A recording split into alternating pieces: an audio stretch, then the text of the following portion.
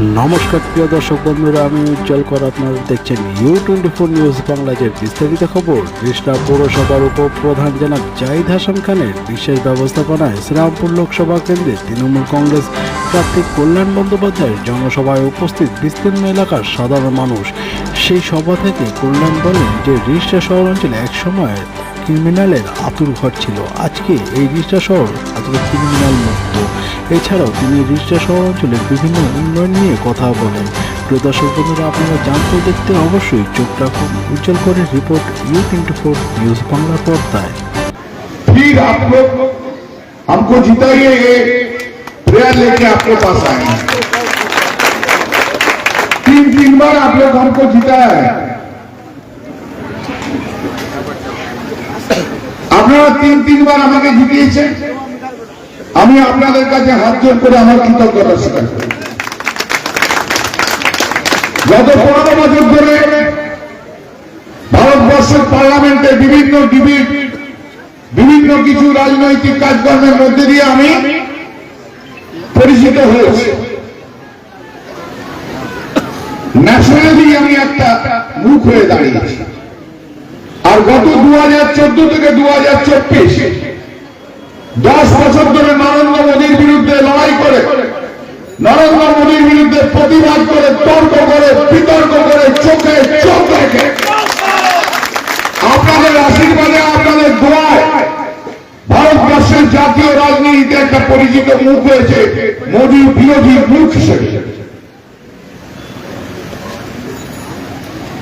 যা কিছু হয়েছে सब आप लोग को दुआ के लिए हुआ।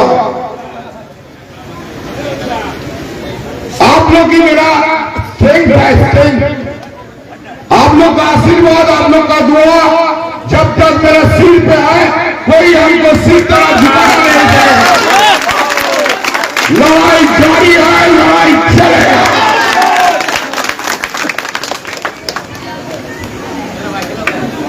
গত 15 বছর ধরে শ্রীরামপুর পার্লামেন্টের মানুষের সঙ্গে অঙ্গাঙ্গিকভাবে জড়িত রয়েছে। আপনাদের এই অঞ্চলে বারবার আমি এসেছি, বারবার আমি অনেক ডেভেলপমেন্ট করে দিয়ে গেছি।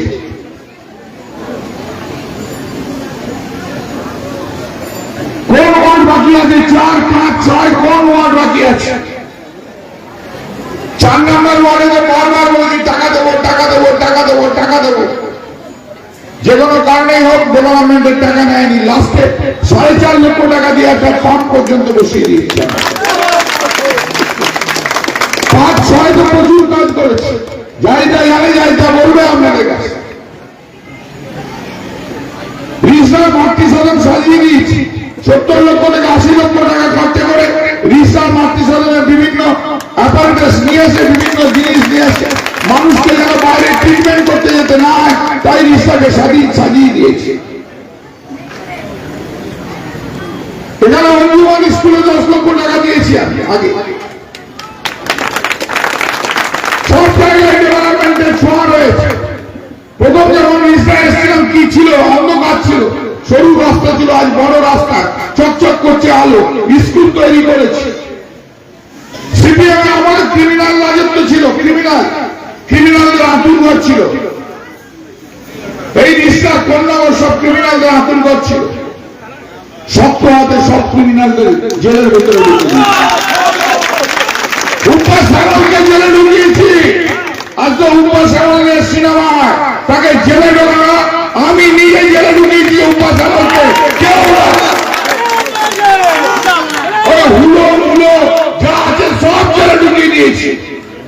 রমেশ কোথায় আছে? জেলে আছে।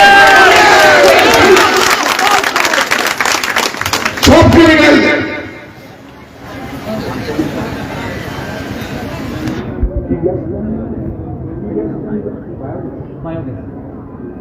এখানে যে এই ভেস্টের জমি আছে, আমি একবার কর্মস্থলে, আমি একবার জাহিদের ওখানে মিটিং করতে এসে আমি বলেছিলাম ভেস্টের জমিতে কাউকে জমি বিক্রি করতে দেবো না। আর 8 থেকে 10 মাস আগে বলেছিলাম না, করতে দিইনি। যত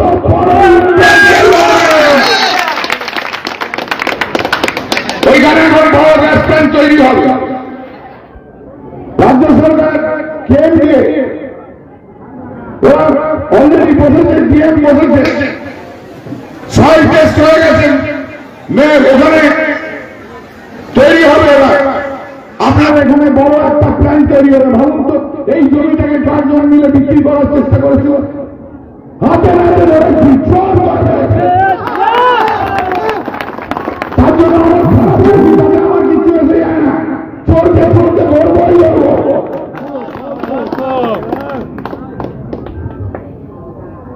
কেউ কেউ আছে তাদের চাকরিটা সব ক্রিমিনাল, সব ক্রিমিনাল বলে জেলে ঢুকেছে, খুব রাগ আমার উপর। गद्दार है जो लोग कोशिश कर रहा है कि हम लोग से कुछ वोट सीपीएम में चला जाए कि बीजेपी में चला जाए, आप लोग का बात मत सुनिए। गद्दार गद्दार ही होता है,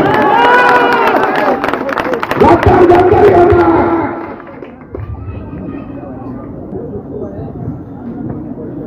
ছাড়ো তো, পরে কথা বলবো, বাট ছাড়ো।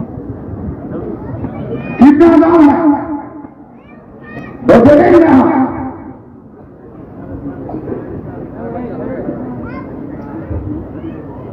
आप लोग तो है मेरा सवाल क्या है? जब तक आप लोग हमारे साथ देता है, हम किसी को